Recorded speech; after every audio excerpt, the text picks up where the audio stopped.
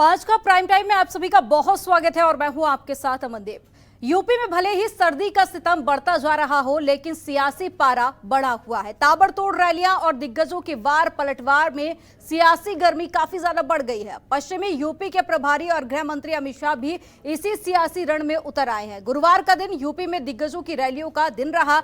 पश्चिम UP में अमित शाह और CM योगी ने चुनावी रैली से हुंकार भरी, तो ललितपुर में विजय यात्रा लेकर पहुंचे अखिलेश यादव ने भी अपना दर्द बयां करते हुए बीजेपी पर पलटवार किया। वहीं मुरादाबाद में प्रतिज्ञा यात्रा को आगे बढ़ाते हुए प्रियंका गांधी ने भी बीजेपी पर आरोपों की बौछार की। एक तरफ तो बीजेपी ने पश्चिम यूपी को लोगों को एक बड़ी सौगात दी है, तो दूसरी तरफ विपक्ष पर तीखे वार भी किए हैं। अमित शाह ने सहारनपुर में शाकुंभरी विश्वविद्यालय का शिलान्यास किया, तो पश्चिम यूपी में पलायन का मुद्दा उठाया और विपक्ष पर आरोपों की झड़ी लगा दी। तो वहीं सीएम योगी ने पूर्व सरकारों पर वंशवाद की राजनीति का आरोप लगाया। इन आरोपों का जवाब देते हुए सपा अध्यक्ष अखिलेश यादव ने कहा कि जिनका परिवार होता है वे लोग ही परिवार का दर्द जानते हैं। तो वहीं कांग्रेस महासचिव प्रियंका गांधी ने बीजेपी पर जातिवाद और धर्म के आधार पर राजनीति करने का आरोप लगाया। उधर बीजेपी ने वोटरों का मन भांपने के लिए विजय संकल्प यात्रा निकालने का ऐलान कर दिया है। 12 दिसंबर से बीजेपी ये यात्रा निकालेगी और आगामी चुनावों की रणनीति तय करेगी। बीजेपी ने यूपी में 300 पार का नारा एक बार फिर से दिया है।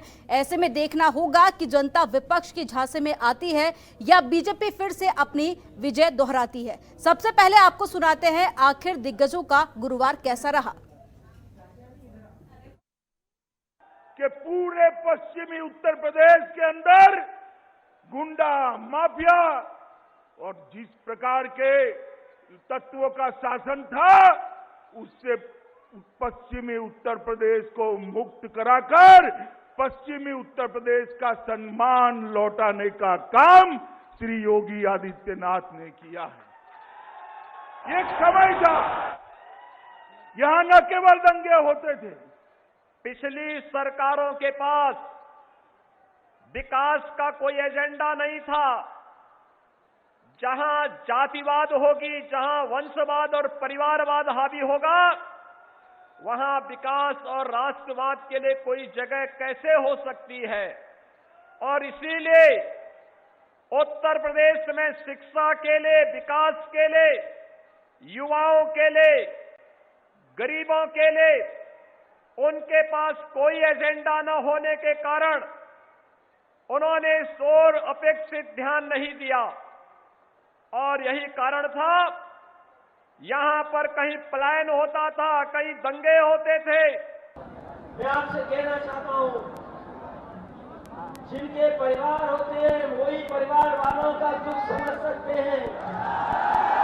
जिनका परिवार नहीं है वो परिवार वालों का दुख नहीं समझ सकते। और ये हमें नहीं लगता कि योगी मुख्यमंत्री है। योगी नहीं है,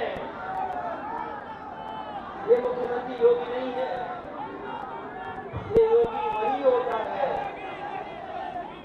जो दूसरे का अपना दुख समझे। हमने तो यही पढ़ा है गीता में। उत्तर प्रदेश में सांप्रदायिकता पर आधारित राजनीति और जातिवाद पर आधारित राजनीति इतनी भयानक है कि मुख्यमंत्री भी जानता है कि लोगों की समस्याओं का हल करने के बजाय चुनाव के समय आएगा, धर्म की बात करेगा, जाति की बात करेगा, चुनाव जीत के निकल जाएंगे और उनको कोई जवाबदेही ही नहीं रहेगी। जब तक पब्लिक जवाबदेही नहीं मांगेगी अपनी नेताओं से, तब तक ये सिलसिला चलता रहेगा। और इन रैलियों के बाद में कई सारे जो सवाल हैं अब वो भी खड़े हो रहे हैं, उनके बारे में आपको बताएंगे। तो पहला सवाल ये कि क्या वंशवाद पलायन के मुद्दे पर विपक्ष घिरा है? बीजेपी के विजय रथ को कैसे रोकेगा विपक्ष? क्यों अखिलेश ने परिवारवाद पर जाहिर किया दर्द? प्रियंका गांधी की प्रतिज्ञा क्या होगी पूरी? 300 पार का सपना क्या मंदिर से होगा साकार? विकास के बाद राष्ट्रवाद परिवारवाद क्यों हावी?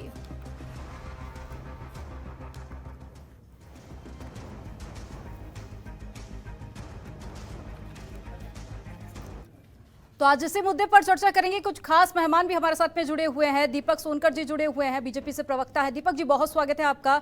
डॉक्टर विजय राठी भी हमारे साथ में जुड़े हुए हैं, जो कि समाजवादी पार्टी से प्रवक्ता है, और साथ ही कांग्रेस से प्रवक्ता शुचि विश्वास जी भी हमारे साथ में जुड़ी हुई हैं। आप सभी का बहुत स्वागत है। शुरुआत मैं विजय राठी जी आपसे ही करूंगी। बीजेपी आरोप लगा रही है कि परिवारवाद की राजनीति करते हैं आप लोग, लेकिन आपका परिवार तो बिखरा बिखरा सा नजर आ रहा है।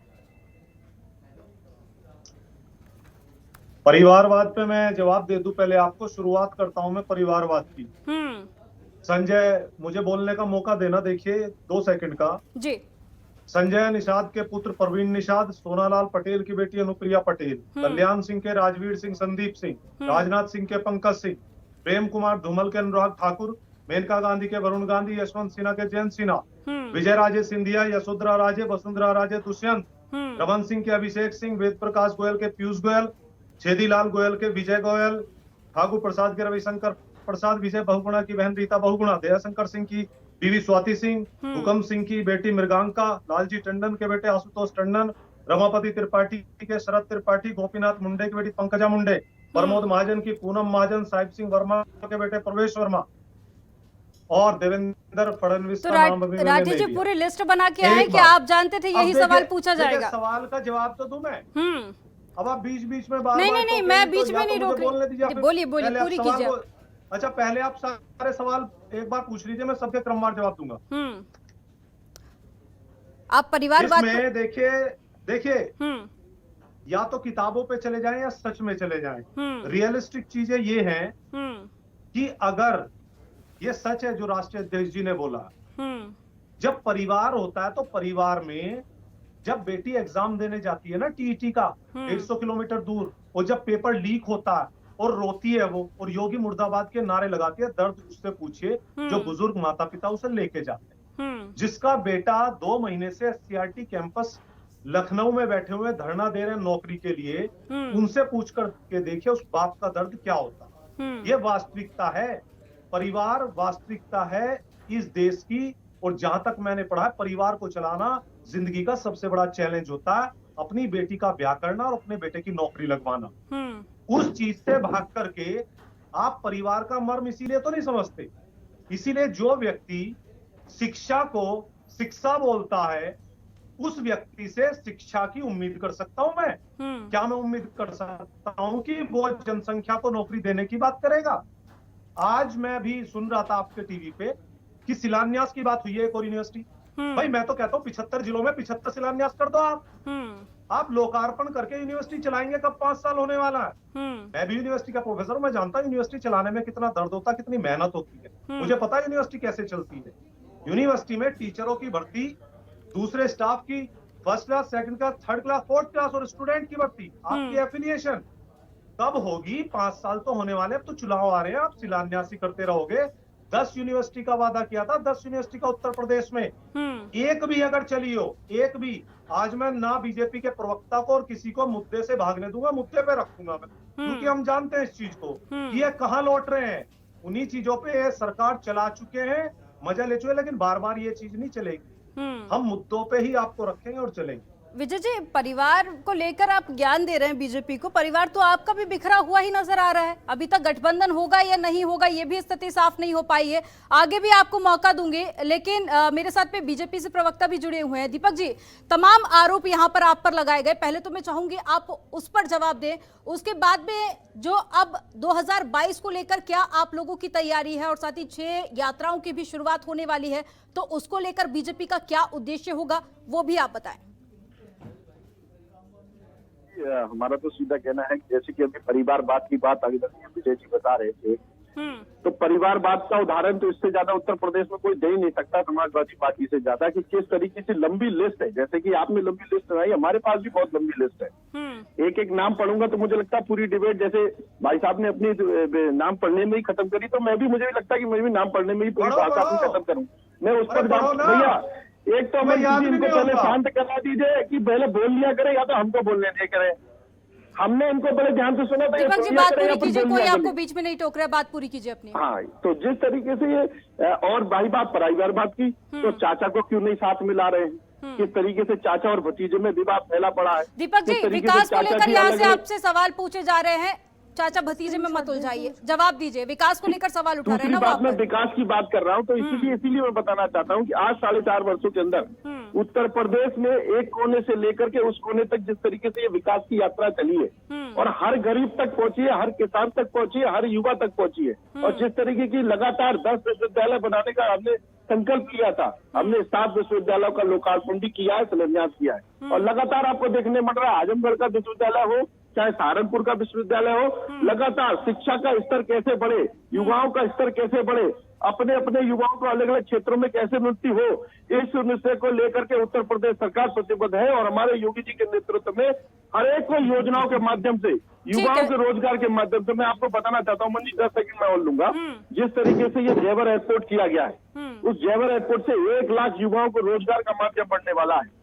उस पर्यटन के ये क्षेत्र सब को आप बढ़ने पहले भी वाला है। बता चुके हैं दीपक औद्योगिक जी, क्षेत्र में बताने ये वाला सब है। आप पहले भी मैं बता बताने की चुके बात हैं, बता लेकिन जब चुके हैं, रोजगार मनदीप जी। मिलेगा तब उस पर बात करेंगे। शुचि जी, दूसरा- आपके पास में दूसरा- आऊंगी एक मैं। मिनट में दूसरा मैं एक बात और कहना दीपक चाह जी- रहा हूं आपसे मनदीप जी। हाँ, मैं बोलिए।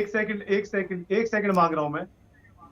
विजय जी, दीपक जी, मैं आपको मौका दूंगी, लेकिन उससे पहले मुझे शुचि जी के पास में जाना है। शुचि जी, देखिए, बीजेपी भी काफी ज्यादा सक्रिय दिखाई दे रही है, कई विकास के जो दावे हैं बीजेपी करती हुई दिखाई दे रही है, साथ ही समाजवादी पार्टी भी काफी ज्यादा सक्रिय है। क्या लगता है कि प्रतिज्ञा यात्रा आपको उत्तर प्रदेश में जीत दिला पाएगी? जी बिल्कुल।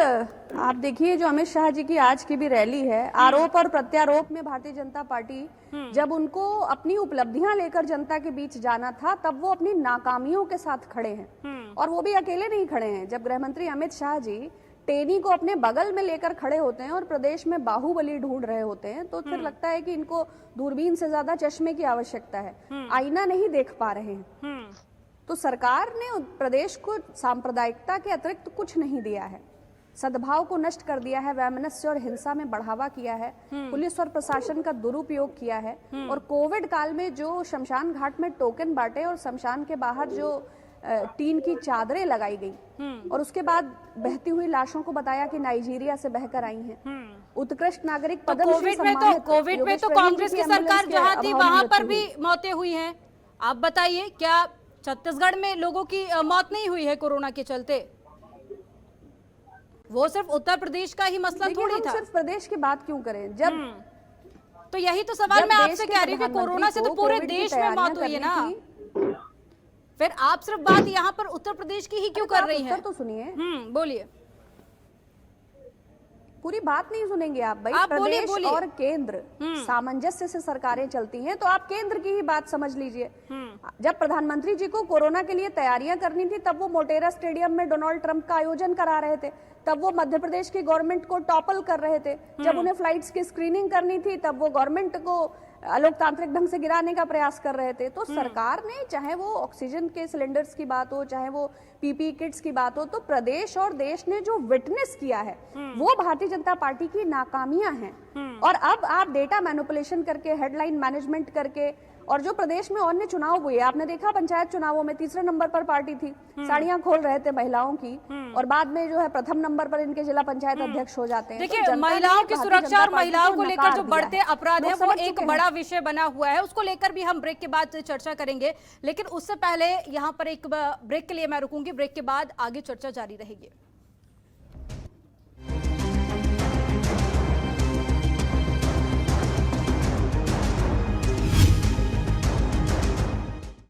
ब्रेक के बाद एक बार फिर से आपका स्वागत है। उत्तर प्रदेश की सियासत को लेकर आज जो हम चर्चा कर रहे हैं, क्योंकि लगातार रैलियों और यात्राओं का दौर जारी है, साथ ही वार और पलटवार भी शुरू हो चुके हैं। इसी को लेकर खास पैनल भी हमारे साथ में जुड़ा हुआ है। शुचि जी, इससे पहले आपने महिलाओं को लेकर चर्चा की थी, उसी को लेकर मैं डिबेट आगे बढ़ाऊंगी।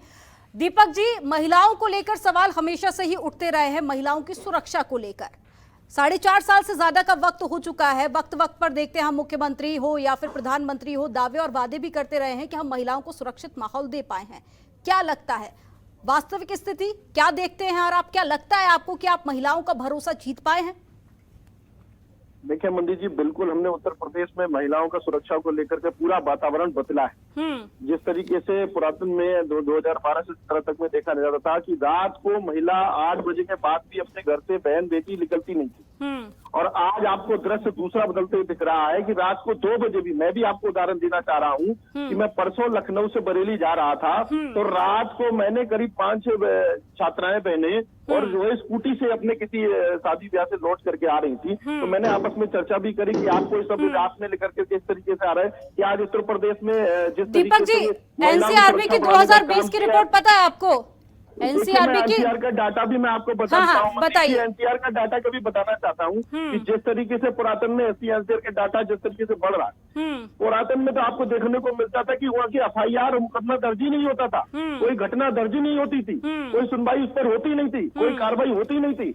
आज उत्तर प्रदेश के अंदर ऑनलाइन एफआईआर का भी किया गया, जहाँ किसी तरीके की तो दीपक जी, फिर तो आपको ये भी पता होगा ना कि 1 घंटे में कितने रेप होते हैं उत्तर प्रदेश में, 1 दिन में कितने रेप होते हैं? अब ये भी बताइए आप दर्शकों को।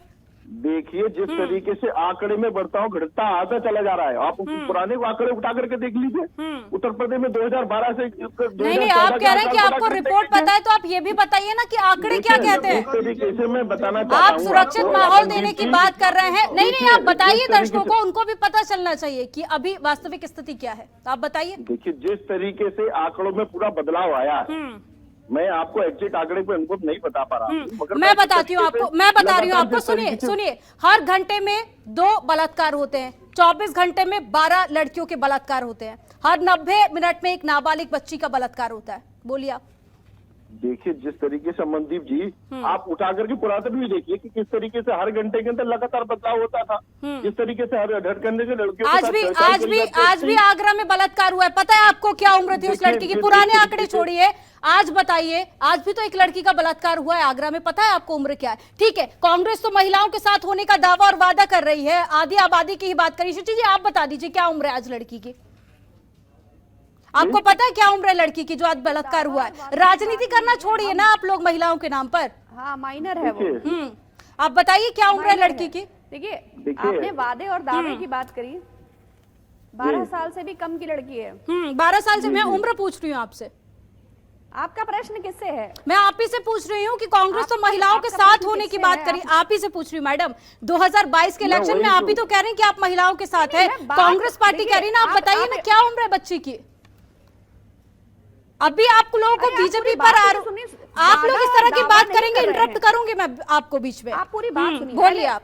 पहले आप अपनी बात कह लीजिए। मैंने कह ली अपनी बात, अब आप कीजिए अपनी बात। और दावा नहीं है, हम ही वह पार्टी हैं, देखिए हम ही वह पार्टी हैं जिसने देश को पहली महिला राष्ट्रपति दी, पहली महिला प्रधानमंत्री दी, पहली महिला राज्यपाल दी, पहली महिला मुख्यमंत्री दी, पंचायती राज व्यवस्था में महिलाओं को अधिकार दिया और 40% आरक्षण चुनाव में लाकर राजनीतिक भागीदारी महिलाओं को सुनिश्चित कर रहे हैं। ये उन दलों को समझ नहीं आएगा जो बेटी बचाओ बेटी पढ़ाओ की बात करते हैं और हाथरस पीड़िता हो या लखीमपुर कांड हो, बागपत हो, उन्नाव हो, सोनभद्र हो, मुंह चुराते हैं और संरक्षण देते हैं कुलदीप सेंगर जैसों को, चिन्मयानंद जैसों को और एमजे अकबर जैसों को। और इतनी भी नैतिकता और शर्म इस दल के मठाधीश लोगों में नहीं है कि उनको निलंबित करना, उनको निष्कासित करना, उनको हटाना तो छोड़िए, ट्रक चढ़ा देती हैं उसके परिवार पर। पीड़िता, उन्नाव पीड़िता के पिता की मौत तो पुलिस की कस्टडी में हुई। 100 ट्वीट करती हैं महिलाएं, उसके बाद भी उनके मुकदमे नहीं दर्ज होते हैं।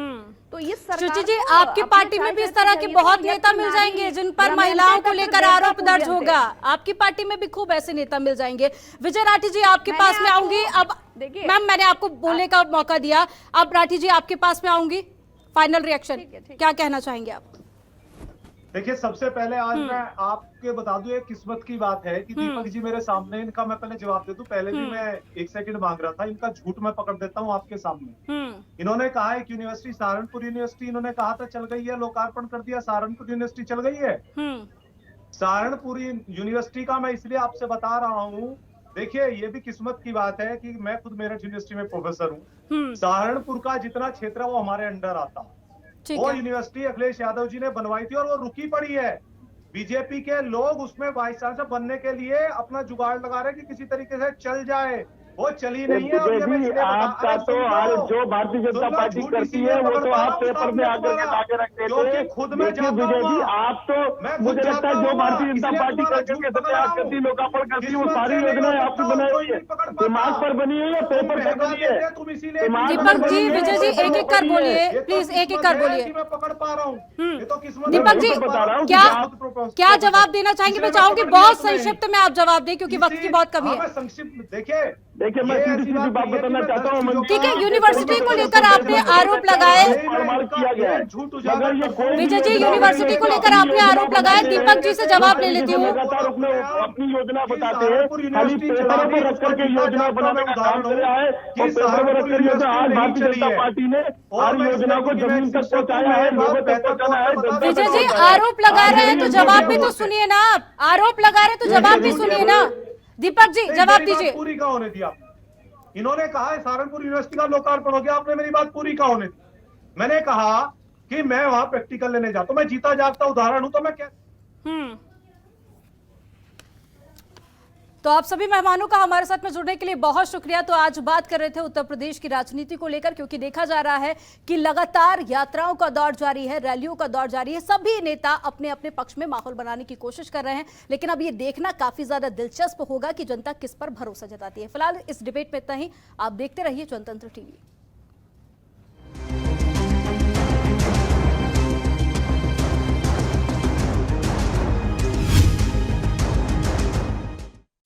खबरों के निष्पक्ष विश्लेषण के लिए सब्सक्राइब करें Janatantra TV and press the bell icon. Never miss any update.